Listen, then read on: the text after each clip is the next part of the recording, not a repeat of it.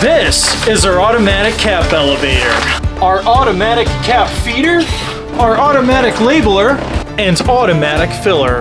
All these machines are built from scratch or converted for full automation. Because of how fast this setup allowed us to grow, I recently found myself speaking at a lecture hall full of students on how we went viral. More on that later. Let's rewind to the beginning to where all of this started. You have to ask yourself three things. Does it add value to people's lives? How can I afford the startup costs? And lastly, can it scale? For 11 years, I ran this boat rental business, and my team would come to me and say how damaged the seat stitching was getting from using mildew removers on them, and how many hours they had to spend cleaning them in the first place. I started with a name and logo, and that fueled the ambition to build a factory before we even launched the first product. I knew that we would have to make it ourselves to control costs and maintain margins. So I got a small 600 square foot shop and built the machines from scratch. Early versions had bugs, machines failed, but with persistence, they were optimized and reliable. Without automation, this wouldn't be scalable. Bottles start here, move through the labeler here, get filled here, and get capped over here. Then it moves through quality control. Put on the cap, weigh them occasionally, pass them through the heat induction sealing machine. And then, when that's done, goes in the box. We produced over 30,000 bottles on this line in the last year with just 2 people working part-time twice a week. Businesses adopting artificial intelligence will outpace old school methods. For me to create the first product and the chemistry, we had to formulate dozens of versions and test them against the leading brands. With AI, we were able to formulate a better performing product in weeks. So I built a factory for $10,000. Not a single sale yet. We developed our first product formula. We needed a viral video. What made this go viral? Controversy. We didn't rub RMR 86 and Starbright because they're not gels, they're sprays. But we had to spread the gel on the Marine 31 and the seat reviver.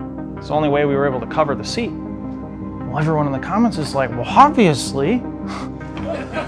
So that boosted the engagement, made it go viral. Then we followed it up with another one where we rubbed all of them and seat reviver still won.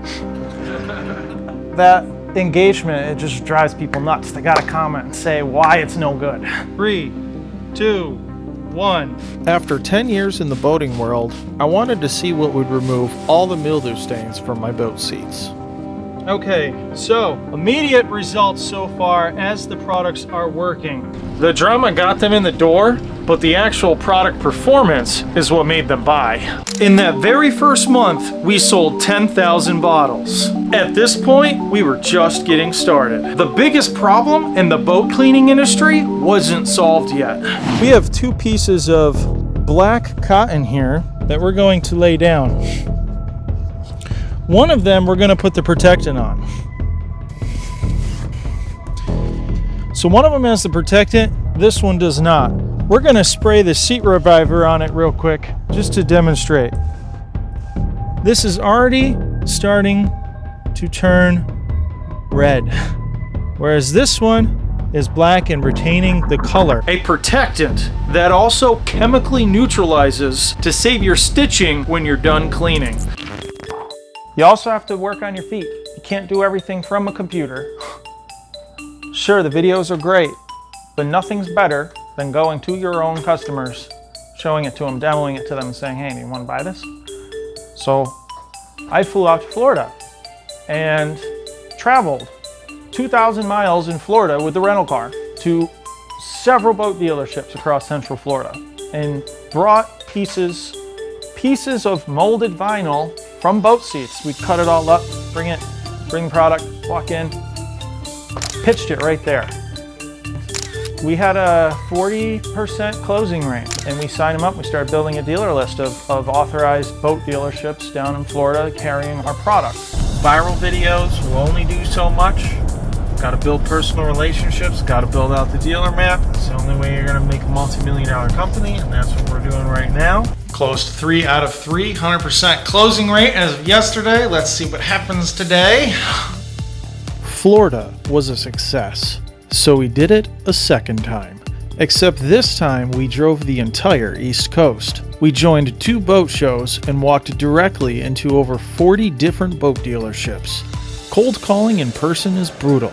You get told no a lot, but with pure persistence, we showed them the data and the product in action. By the end of that trip, over 25 dealerships and local retailers signed up to carry Seat Reviver on their shelves. Hello, I'm Chris with Seat Reviver, and I'm the fulfillment specialist.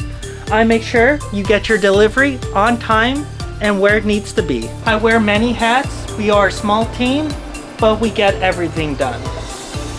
I've had some comments in there and people saying, wow, I can't believe you're sharing this. Like, people are going to copy you. Well, most people won't copy me because it's a lot of work and most people don't have it in them to do it. But I'm bringing value to people that might be interested. When you bring the value, you get the views. It's mutual.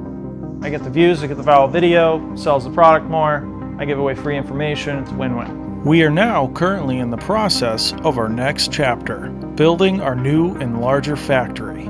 Let's keep it in the USA. If you enjoyed this, see our previous factory videos, including the submarine, on our channel.